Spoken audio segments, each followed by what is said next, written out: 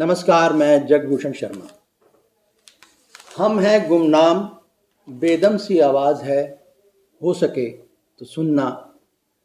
जिक्र करने जा रहे हैं बड़े लोगों का, बुलंद आवाज़ का, उसे ध्यान से सुनना।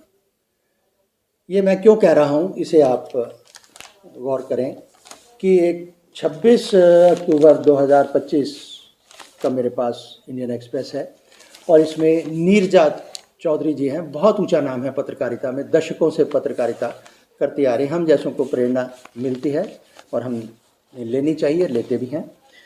एक इनकी विवेचना कहें बिहार को लेकर, बिहार के जो चुनाव होने हैं अब उसको लेकर छपी है, या लेख कहें।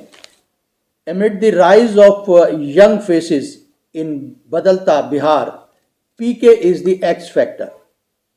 यानी बदलता बिहार, बदलता भारत तो हमने देख ही लिया गुजरे 10-11 साल में।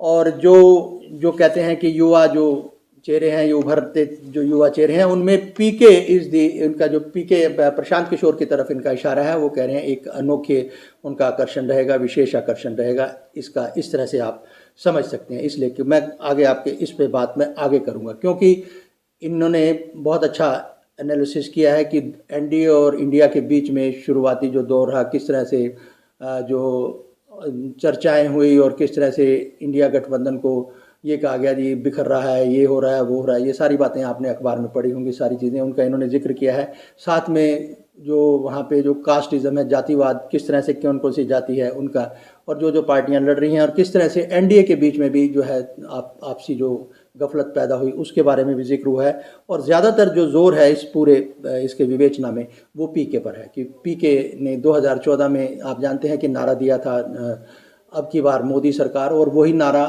इनका कह लें वो दूसरी तर्ज में जाके अमेरिका में मोदी जी ने उसकी गूंज, रेजोनेशन उसकी जो वहाँ पे हमें सुनाई दी कि अब की बार ट्रंप सरकार।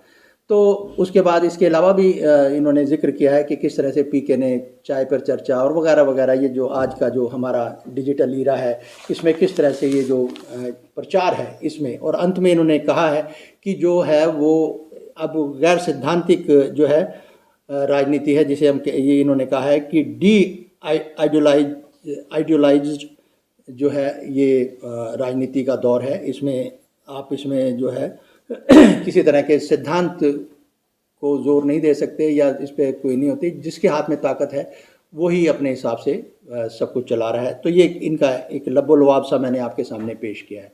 और हमने जो अपने वीडियो में पीछे कहा था कि ज़रूरत क्या है, आप जानते हैं कि 7 अगस्त और 18 प्रेस कॉन्फ्रेंस हुई थी। जो वोटों में धांधली हुई है उस पर कर्नाटका को लेकर उन राहुल गांधी जी ने की है इंदिरा भवन में दिल्ली के।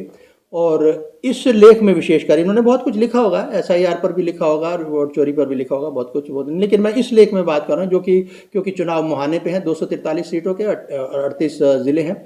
और उसमें जो है इन्होंने जो है कहीं पर भी ना तो एसआईआर का जिक्र किया है और ना ही जो वोट चोरी के जो अभियान चला, जो उन्होंने इतनी बड़ी यात्रा निकाली 15 दिन की, इसके ऊपर एक भी लफ्ज़ यहाँ पर नहीं लिखा। बल्कि जो शुरुआती मैंने आपको बताया कि जाति कितने % कौन है क्या है, और दो एनडीए और इंडिया के बीच में जो भी जैसा भी जो विवाद पीछे पैदा हुआ और कैसे कूल डाउन हुआ अशोक गहलोत जी के जाने के बाद वगैरह, ये सारी चीज़ें बातें लिखी हैं। और पीके को कैसे उभारा है वो सब बातें हैं। लेकिन एसआईआर के मुद्दे पर और दूसरा जो वोट चोरी वगैरह की बात है, इस पर इन्होंने एक लफ्ज़ यहाँ पर मुझे तो नहीं दिखाई दिया, कम से कम हो सकता है आगे लिखें।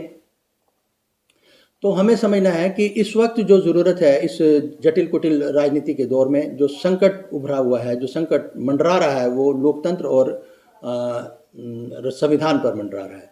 और उस पर हमने पिछले वीडियो में कहा था कि अगर बिहार की जनता अपनी भूमिका को जनता जनार्दन के रूप में निभाती है तो संभवतः हमारा जो लोकतंत्र और ये जो है बचेगा। और उसको एक चुनौती जो है, जो दक्षिणपंथी सोच है, उसको एक बहुत भारी चुनौती मिल सकती है। और एसआईआर के मुद्दे पर तो हम आपको यादव साहब, योगेंद्र यादव जी का एक बयान सुनवाएंगे, क्योंकि 4 नवंबर की डेट पड़ी थी एससी में, किस तरह से एडजर्न हुई और उस पर वो बात करेंगे। वो तो मैं बयान आपको योगेंद्र यादव जी का सुनवाऊंगा। और फिलहाल जो हम बात कर रहे हैं कि इस मुझे विवेचना में, बिहार की विवेचना में पीके किस तरह उभर के आ रहे हैं और किस तरह से ये हो सकता है किंग बने या किंग मेकर, ऐसी बात इन्होंने लिखी है अपने इस विवेचना में। और ये सब बातें हैं, अब समझना जो है हमें भी समझना है और बिहार की जनता को भी समझना है। खतरा जो मंडरा रहा है वो लोकतंत्र और संविधान पर मंडरा रहा है। मैं फिर कह दूं कि इन्होंने ज़रूर लिखा होगा, इससे पहले भी ज़रूर लिखा होगा, लेकिन इसमें मैं विशेषकर आज 26 अक्टूबर को जो छपा है, मैं उस लेख की, उस विवेचना की बात कर रहा हूँ। ठीक है जी, भारतीय जनता पार्टी की हम बात करना चाहेंगे, फिर आगे बात करते हैं बिहार की जनता के बारे में। मैं फिर दोहरा दूँ आपको, सिर्फ यही कहना चाहूँगा कि ये मौका उनके पास है। राहुल गांधी ने 7 अगस्त और 18 सितंबर को दिल्ली में 2 कॉन्फ्रेंस करी और उसमें पुरजोर तरीके से पूरे तथ्यों के साथ उन्होंने ये दर्शाने की कोशिश की कि किस तरह से धांधलेबाजी करके जो है बीजेपी आज हुकूमत में है। वो बात हरियाणा की हो, दिल्ली की हो, महाराष्ट्र की हो, पीछे इवन मध्य प्रदेश का भी अगर पीछे चले जाएं तो वहाँ पे भी बात होगी। और उसके बाद कर्नाटका का उन्होंने सारा कुछ समझाया था, डिलीशन और एडिशन के बारे में बात करी थी। ये रिसेंट हिस्ट्री है, रिसेंट कल की बात है ये। इस पे मैंने कहा कि अगर लोगों को, बिहार के लोगों को ये बात समझ में आ रही है कि राहुल गांधी ने जो आवाज़ उठाई है उसमें दम है, तो उनको उस पर सोचना चाहिए। क्योंकि मोदी जी का एक वो ही है, जंगल राज से छुटकारा। ठीक है जी, वो सुशासन का 20 साल का उन्होंने दौर देखा है बिहार की जनता ने, वो भी उस पर भी वो खुलासा, वो ये जिम्मेदारी, अब मैं फिर कहूँगा कि जो सत्तारूढ़ दल है उसके अलावा, विपक्ष के अलावा, सत्तारूढ़ और विपक्ष के अलावा जो जिम्मेदारी है वो वहाँ की जनता की है। वहाँ के सभी वर्ग है, जातियों से निजात पानी होगी, इस देश को भारतीय बनना होगा। पहली बात तो ये है, कुल देश की बात कर रहा हूँ मैं, भारत की बात जो एक उसकी बात कर, ये सोच मैं कह रहा हूँ कि हम गुमनाम से लोग हैं, बेदम सी आवाज़ है, किसको क्या सुनाई देगा मुझे कहने की ज़रूरत नहीं, लेकिन अगर कोई छुटकारा मिल सकता है जातिवाद और उस पर, वो भारतीय बनने पर है। खैर, अब हम बात करते हैं कि जो इतिहास है भारतीय जनता पार्टी का, ये कैसे होगा। 1984 तक आप जानते हैं कि इसके पास लोकसभा में, यानी लोअर हाउस में 2 ही सीटें थी। ठीक है जी, फिर उसके बाद 1998 और 1999 में ये गठजोड़ से आगे आई और उस वक्त 119 और इस तरह से 85 सीटें वगैरह, इस तरह से गठबंधन को लेकर इन्होंने सरकार बनाई। फिर 98 में 182 सीटें थी और 2004 की अगर बात करें तो 182 से घटकर ये आ गई 138 सीटों पर। मैं भारतीय जनता पार्टी की बात कर रहा हूँ। और जबकि इस बरक्स इसके जो कांग्रेस वो उभरी 145 सीटों के साथ, एक जो सिंगल लार्जेस्ट पार्टी। हाँ, ये 98-99 में भी सिंगल लार्जेस्ट पार्टी के रूप में भारतीय जनता पार्टी उभरी 1984 के बाद। ठीक है जी, फिर भी इसको 2004 तक संघर्ष करना पड़ा, लगातार नहीं उभर सकी ज़्यादा। और जब जहाँ तक बात है कांग्रेस की, तो इसको जो है कुल मिला के जो इसके जो गठबंधन से जुड़े हुए थे 218 सीटें वो मिल के हुई, और 60 जो वो वामपंथी जो राजनीतिक दल थे 60 सीटें उन्होंने भी समर्थन किया 2004 में। आप जानते हैं कि फिर इसके बाद का जो इतिहास है, 2011 में आप जानते हैं कि एक आंदोलन दिल्ली में हुआ, वो हुआ था इंडिया अगेंस्ट करप्शन, और वो अन्ना हजारे ने किया। दूसरे गांधी के रूप में उनको उभारा गया था। आज कहाँ है दूसरे गांधी, हम नहीं जानते कहाँ है, लेकिन वो इंडिया अगेंस्ट करप्शन, कितना इंडिया अगेंस्ट करप्शन हुआ और कितना स्वच्छ सुशासन हुआ, ये 11 साल का इतिहास आपको बता देगा। आज भी जो 2 मुख्य मुद्दे हैं, मैं आपको बात बता दूं, मुख्य जो मुद्दे हैं, अभी SIR का मुद्दा अभी चल ही रहा है। उसमें लिखा है ये जो 28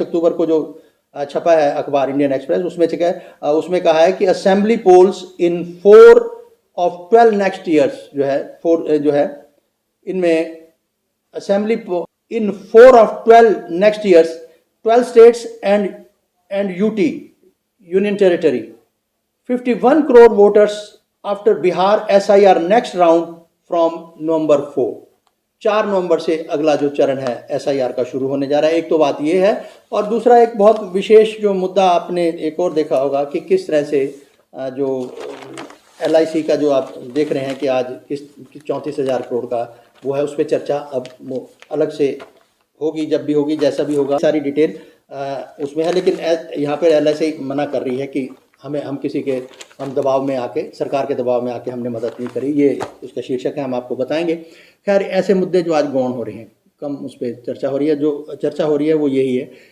कि किस तरह से जो है अब बिहार जो है वो अब फिलहाल रहेगा सुर्खियों में, क्योंकि 6 और 11 को 2 चरणों में वहाँ वोट होने हैं, 243 सीटों के, और 14 को रिजल्ट आ जाना है, 14 नवंबर को।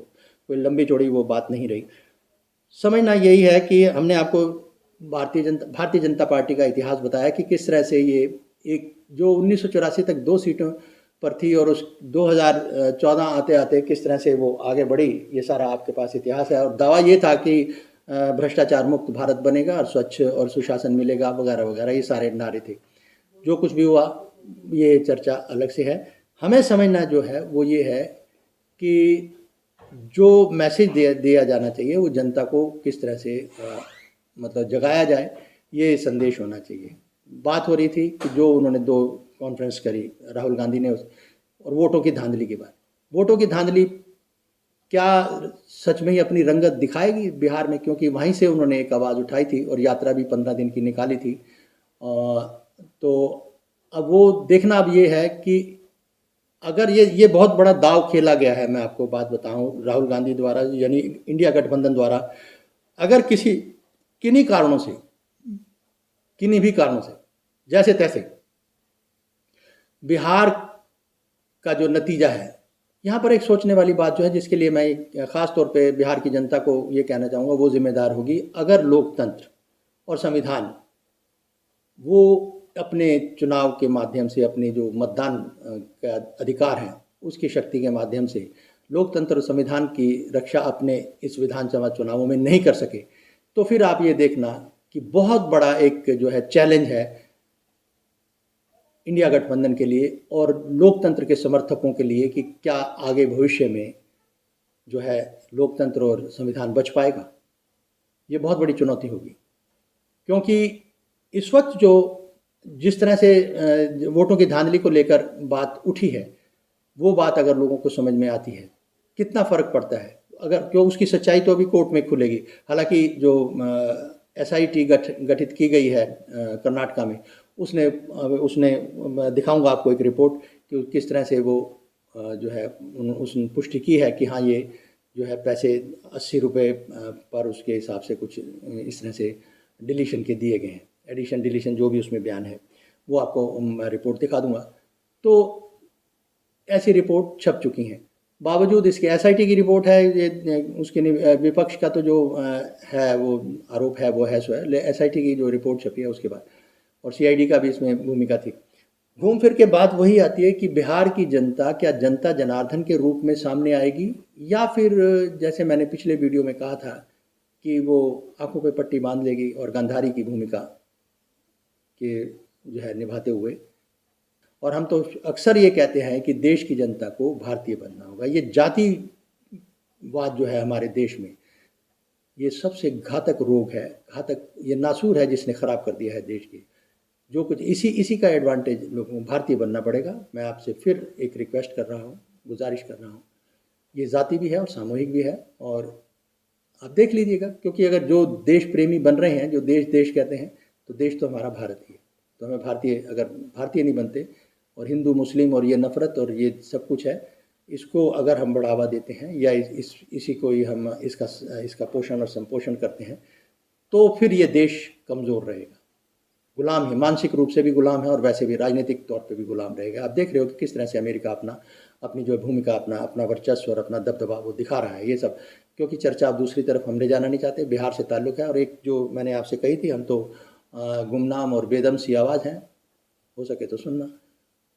ऊंचे लोगों की बुलंद आवाज़ का हमने जिक्र किया, उसे ध्यान से सुनना कि उन्होंने कहीं पर भी बिहार की जनता SIR या वोट चोरी का जो उस मुद्दे पर एक भी लाइन नहीं लिखी। और वो PK जो है प्रशांत किशोर को वो कह रहे हैं कि वो एक अनोखी आकर्षण जो बन के सामने आएगा। तो वीडियो समाप्त करने से पहले, ख़त्म करने से पहले, आइए सुनते हैं कि जो बीती 4 नवंबर को सुनवाई हुई है SIR के मुद्दे पर सुप्रीम कोर्ट में, उस पर योगेंद्र यादव जी का क्या कहना है। 2-3 सवाल जो पूछने चाहिए हमें चुनाव आयोग से। पहला सवाल कि चुनाव आयोग ने कहा था कि जितने भी दावे वोटर लिस्ट में नाम जोड़ने के लिए 1 सितंबर तक जो नाम मिलेंगे, उन नामों को तो हम 30 सितंबर वाली लिस्ट में शामिल कर लेंगे। डेडलाइन के बाद जो मिलेंगे उन पे विचार करेंगे, लेकिन वो 1 अक्टूबर के बाद विचार करेंगे। चुनाव आयोग ने हमें यह भी बताया, सुप्रीम कोर्ट में हलफनामा देके बताया कि 1 सितंबर की शाम तक 16,93,000 लोगों ने आवेदन दिया था नए वोटर बनने का। और अब चुनाव आयोग हमें बता रहा है कि 21,53,000 लोगों के आवेदन स्वीकार कर लिए गए। ये क्या गड़बड़ झाला है? आवेदन किया 16,93,000 में, स्वीकार हुआ 21,53,000 का। ये 4,60,000 वोटर कहां से जुड़ गए? मुझे कोई ऐतराज नहीं है नए वोटर जुड़ने पे, लेकिन ये सवाल तो बनता है ना। दूसरा सवाल ये बनता है कि ये जो नाम डिलीट हुए, 3,66,000 जो नाम कटे हैं, उनमें से कितने नाम इस आधार पर कटे हैं कि उनके पास दस्तावेज नहीं? या यूं कहिए, ये पूछना चाहिए कि अगर सुप्रीम कोर्ट आधार को न स्वीकार करता तो ऐसे कितने लोग थे जिनका नाम वोटर लिस्ट से और कट सकता था? और तीसरी बात जिसका बैड पिछले 3 महीने से पिट रहा है, विदेशी, बांग्लादेशी, रोहिंग्या, इनको काटेंगे, ठीक करेंगे। अब तो बता दीजिए ना, ये आपने 3,66,000 नाम जो काटे हैं, इनमें से कितने नाम हैं जो बांग्लादेशी या रोहिंग्या के हैं? चलिए, आपको बांग्लादेशी रोहिंग्या पता नहीं होंगे, आप यही बता दीजिए फॉरेनर कितने मिले आपको। आपको ध्यान होगा, कुछ दिन पहले मैंने वीडियो रिलीज करके बताया था कि 1 हफ्ते पहले तक जो सूचना हमारे पास चुनाव आयोग की वेबसाइट पे थी, उससे पता लगता था कि कुल मिला के 1,000 ऑब्जेक्शन भी नहीं आए हैं इस ग्राउंड पे। 7,24,00,000 नामों में से 1,000 से कम ऑब्जेक्शन है। 987 ऑब्जेक्शन इस ग्राउंड पे हैं कि कोई व्यक्ति फॉरेनर है, और उसमें भी अगर आप बांग्लादेशी और रोहिंग्या नाम ढूंढना चाहें, यानी कि मुस्लिम नाम, वो 250 भी नहीं है। तो अब तो चुनाव आयोग बता देना भाई, इंतजार है। तो ये 3 सवाल हैं चुनाव आयोग से पूछेंगे। जवाब अगर मिला, वैसे चुनाव आयोग देता नहीं है जवाब गंभीर सवालों का, लेकिन अगर मिला तो आपको और बताएंगे। तो आज के वीडियो में फिलहाल इतना ही, फिर मिलेंगे। नमस्कार।